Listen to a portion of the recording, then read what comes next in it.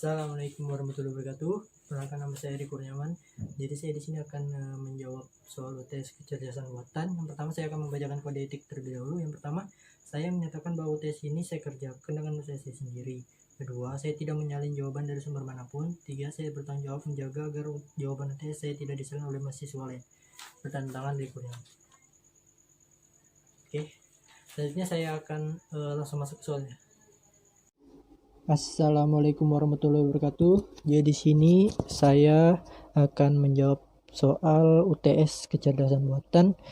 Ya, langsung saja kita masuk ke dalam soalnya. Nomor 1, sebuah mesin dikatakan cerdas atau kecerdasan buatan kalau memiliki dua hal berikut, yaitu yang di sini ada 5 pilihan. Yang pertama, bekal pengetahuan dan kumpulan data atau database, bekal pengetahuan dan kemampuan menalar, bekal pengetahuan dan software terbaru, database dan software terbaru dan kemampuan menalar. Jadi di sini saya pilih yang A, yaitu bekal pengetahuan dan kumpulan data atau database. Kenapa? Karena kecerdasan buatan itu tidak dapat berpikir sendiri ya, atau menyelesaikan masalahnya sendiri. Jadi kita beri bekal pengetahuan dan beberapa data untuk bisa programnya itu berjalan. Jadi kecerdasan buatan itu tidak dapat berpikir sendiri dia. Jadi dia tidak dapat menalar juga. Oke, lanjut di soal nomor 2. Pernyataan yang salah terkait perbedaan kecerdasan buatan dan kecerdasan alami adalah. Jadi sini ada 5 pilihan. Yang pertama, A, kecerdasan buatan bersifat permanen. Kecerdasan alami sering mengalami perubahan. Dan yang B, kecerdasan buatan dapat didokumentasikan. Kecerdasan alami kreatif dan inovatif. Dan C, kecerdasan buatan pemikiran dapat digunakan secara luas. Kecerdasan alami kemampuan berpikir terbatas. Yang D, kecerdasan buatan kemampuan berpikir terbatas. Kecerdasan alami pemikiran dapat digunakan secara luas. Yang E, kecerdasan buatan harus bekerja dengan input-input simbolik, sedangkan kecerdasan alami menggunakan pengalaman secara langsung. Nah, di sini kita dapat melihat perbedaan antara C dan D. Jadi kira-kira menurut saya yang betul itu adalah yang pilihan yang C. Kecerdasan buatan pemikiran dapat digunakan secara luas, kecerdasan alami kemampuan berpikir terbatas. Nah, ini terbalik teman-teman. Jadi kecerdasan buatan itu tidak dapat berpikir dengan luas. Kenapa? Karena kecerdasan buatan itu dia tidak dapat berpikir karena kemampuan berpikir itu kita input sendiri, kita yang proses sendiri. Dia tidak dapat berpikir sendiri tanpa ada inputan. Jadi seperti itu teman-teman. Kemampuan alami sebenarnya dapat berpikir secara luas. Itu yang terbaik teman-teman. Oke, kita lanjut ke soal nomor 3. Di soal nomor 3 sini adalah terdapat 3 orang dokter dan 3 orang penduduk asli yang kanibal. Mereka harus menyeberang ke sisi sebelah sungai dengan menggunakan sebuah perahu. Perahu hanya boleh berisi penumpang maksimal 2 orang. Jumlah kanibal tidak boleh lebih banyak dari jumlah dokter di salah satu sisi.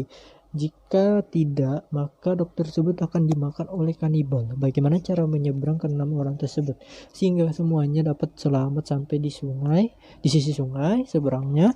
Selesaikan dengan algoritma BPS dan DPS. Nah, jadi sini kita akan langsung jawab. Misalkan dokter itu kita ibaratkan D dan penduduk kanibal itu ibaratkan PK. Jadi di sini kita sudah dapat kan ada 3 dokter dan 3 penduduk kanibal. Jadi ada D1, D2, D3, PK1, PK2, PK3. Kalau ibaratkan yang menaiki perahu dan sudah menyeberang itu berlogika 1 dan yang belum itu berlogika 0. Artinya tiap yang naik perahu dan menyeberang ke sebelah kiri itu berlogika 1, sedangkan yang belum menyeberang atau perahu di sebelah kanan itu artinya berlogika 0. Gitu teman-teman. Jadi state awalnya kita ambil itu adalah 000 karena semua berada di sebelah kanan. Dan yang goalnya kita capai adalah 1111, yaitu semuanya berada di sisi kiri. Oke, kita langsung masuk ke BPS-nya, versusnya. Jadi ini yang A di sini state awalnya itu ada 000 state awal. Dan yang B ini ada 1,1, 0,0,0. Nah, kita lihat dari di atas tadi.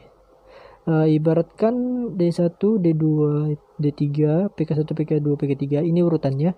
Jadi yang satu ini adalah inputan D1, D2. D3-nya 0, D4-nya 0, D5-nya 0, D6-nya 0.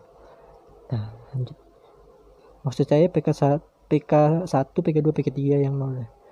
Yang C, nah yang C ini PK1-nya 1, PK2-nya yang 1. Artinya PK1 dan PK2 itu sama-sama naiki perahu. Artinya dia menyeberang. Kemudian yang D, nah ini D1 dan PK1, artinya satu dokter dan satu orang kanibal. Lanjut yang E. Yang E ini PK1 sudah berada di seberang. Kemudian yang F, dokter D1 yang sudah ada di seberang, di sebelah kiri. Kemudian di sini PK2 kembali dan mengambil PK3. Jadi PK3 dan PK2 berada di perahu. Sedangkan yang ini PK1 kembali dan mengambil D2. D2 dan PK1 berada di perahu. Kenapa tidak dilanjut? Karena